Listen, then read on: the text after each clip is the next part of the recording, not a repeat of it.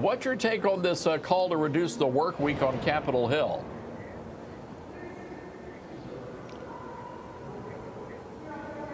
Well, Todd, thank you for having me. I appreciate it greatly. And I'm also on the House Agriculture Committee. And so I believe next week we're going to enter into negotiations with the House Progressive Staff group and see if they're willing to do a one-for-one swap for my dairy workers back in the state of Wisconsin.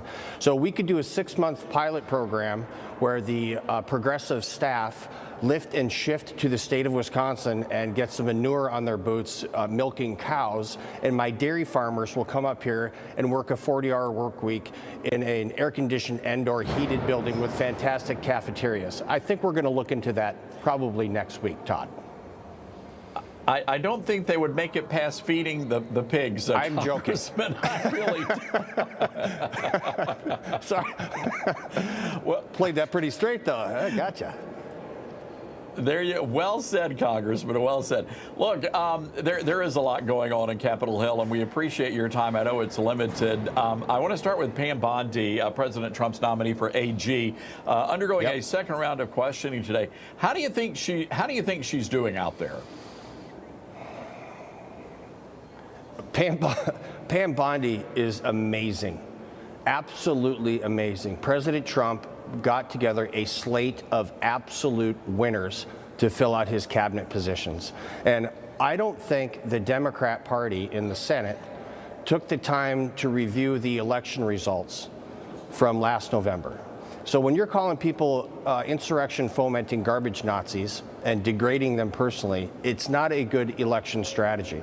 So the Democrat Party, the Democrat senators need to understand, knock it off. Stop attacking people personally.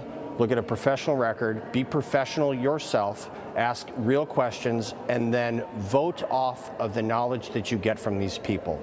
And understand that President Trump was given a sweeping mandate by the American people, and he should be given the right to fill this cabinet with the people that he has selected.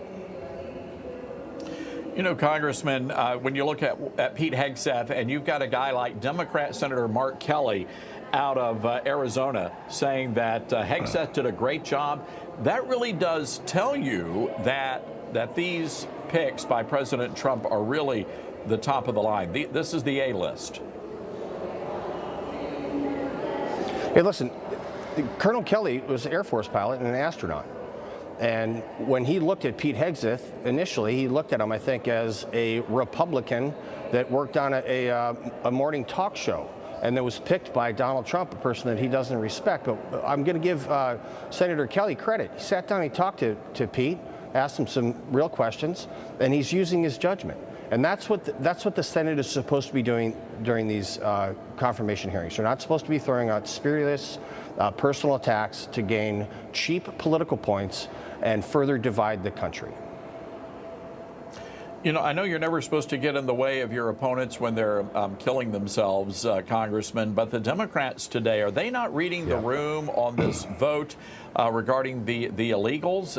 It seems to me that's a no-brainer. Why would we want illegals who committed sexual assault to stay in our country? Listen, the Democrat Party has gotten so far away from American values, it is shocking. Let me give you an example from my hometown.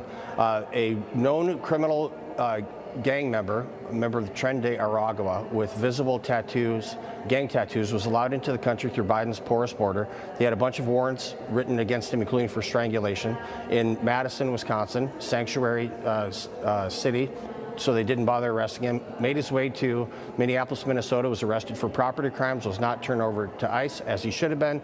Then he made his way down to Prairie du Chien, my hometown of 5,600 people, a very small town in southwestern Wisconsin, where he brutally raped a mother and brutalized the daughter over a period of days. None of this would have happened if the Lake and Riley law had been in place last Congress that was shut down in the Senate. So what the Democrats, over 150 Democrats, voted to allow that person that brutally raped a mother and brutalized her daughter over a period of days, less than a half a mile away from where 4 of my grandchildren lived, they voted to allow him to stay in the country. That is shocking, and I hope every single person listening to this remembers that in April during the elections and remembers that during the midterm elections.